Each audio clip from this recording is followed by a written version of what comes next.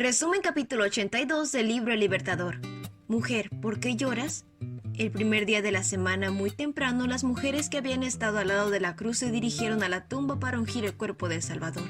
No pensaron en su resurrección de los muertos. El sol de sus esperanzas se había puesto. No recordaron sus palabras, volveré a verlos. Ignorando lo que ya había sucedido, se acercaron al huerto diciendo, ¿quién nos moverá la piedra de la entrada del sepulcro? De repente los cielos se iluminaron de gloria, la tierra tembló, la gran piedra había sido removida, la tumba estaba vacía. María Magdalena fue la primera en llegar al lugar. Al ver que la piedra había sido removida, se apresuró a contarles a los discípulos. Mientras tanto, las otras mujeres llegaron. Una luz estaba brillando alrededor de la tumba, pero el cuerpo de Jesús no estaba allí. Mientras se demoraban en el lugar, vieron de repente que no estaban solas.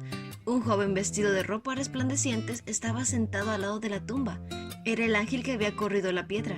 Había tomado forma humana para no alarmar a estas amigas de Jesús. Sin embargo, la luz de la gloria celestial todavía estaba con él, y las mujeres tuvieron miedo. No teman, sé que buscan a Jesús, el que fue crucificado. No está aquí, ha resucitado, tal como dijo que sucedería. Vengan, vean el lugar donde estaba su cuerpo, y ahora vayan rápidamente y cuéntenles a sus discípulos lo que ha resucitado. Miraron dentro de la tumba, y otro ángel en forma humana dijo, ¿por qué buscan entre los muertos a alguien que está vivo? Él no está aquí, ha resucitado. Recuerden lo que les dijo en Galilea, que el Hijo del Hombre debía ser traicionado y entregado en manos de los hombres pecadores y ser crucificado, y que resucitaría al tercer día. Las mujeres ahora recordaron, Él les había dicho que iba a resucitar. ¡Qué día maravilloso!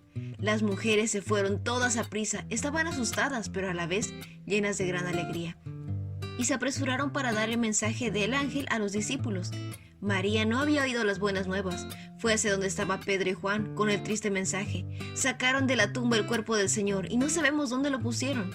Los discípulos se apresuraron para llegar a la tumba y vieron el sudario, las vendas, pero no encontraron a su Señor. Sin embargo, había evidencia de que había resucitado. El lienzo y las vendas no estaban tiradas desprolijamente, sino que estaban cuidadosamente doblados, cada uno en su lugar. Juan vino y creyó. Ahora recordaba todas las palabras con las que el Salvador había predicho su resurrección. Cristo mismo había colocado esas telas con tanto cuidado. Mientras el poderoso ángel del cielo corría la piedra, otro entró en la tumba y desató las envolturas del cuerpo de Jesús. Pero fue la mano del Salvador que dobló cada una y las colocó en su lugar. María había seguido a Juan y Pedro hasta la tumba. Cuando estos volvieron a Jerusalén, ella se quedó allí. El dolor llenaba su corazón. Al mirar dentro de la tumba vacía, vio dos ángeles, uno a la cabeza y otro a los pies, en el lugar donde había estado Jesús. Le preguntó, apreciada mujer, ¿por qué lloras? Ella contestó, porque se han llevado a mi Señor y no sé dónde lo han puesto. Pensando que debía encontrar a alguien que le pudiera decir lo que había sucedido, dio la vuelta para irse. Otra voz se dirigió a ella, apreciada mujer, ¿por qué lloras? ¿A quién buscas? Con ojos nublados de llanto, María vio a un hombre y pensando que era el jardinero le dijo, Señor, si usted se lo ha llevado, dígame dónde lo puso, para que yo vaya a buscarlo.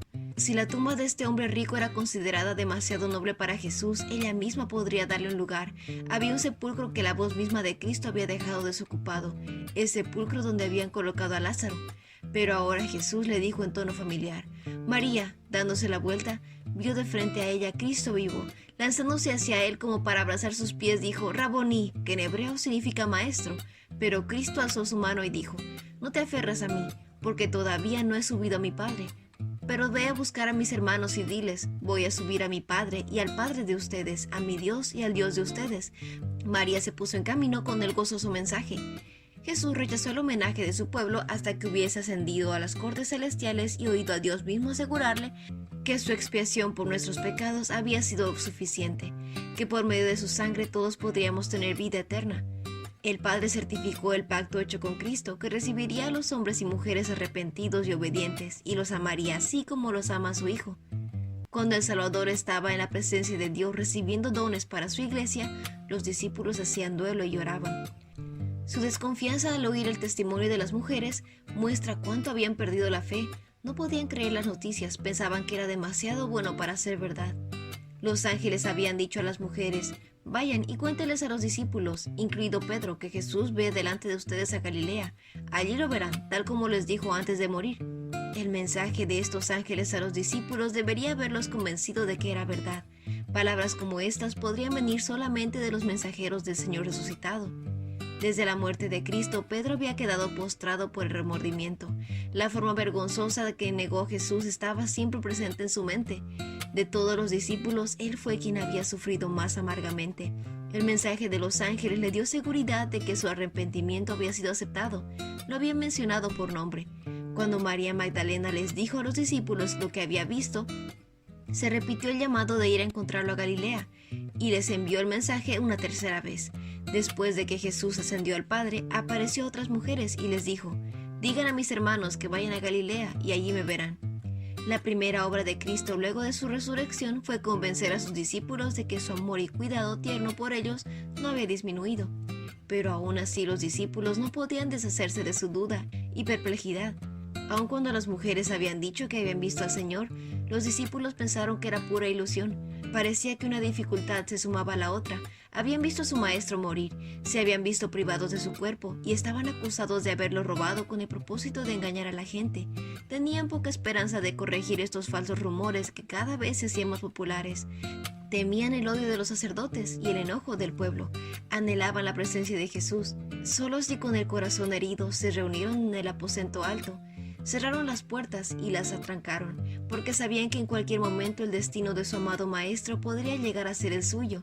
Y todo este tiempo podrían haber estado regocijándose por saber que el Señor estaba resucitado. No mires la tumba vacía, que de corazones agradecidos y de labios tocados por el Espíritu Santo salga la alegre melodía. Cristo ha resucitado, Él vive e intercede por nosotros. Este fue el resumen del capítulo 82 del libro El Libertador. No olvides compartir este video con tus compañeros de clase o con otras personas que tú creas que puedan necesitar escuchar este mensaje. Nos vemos la próxima.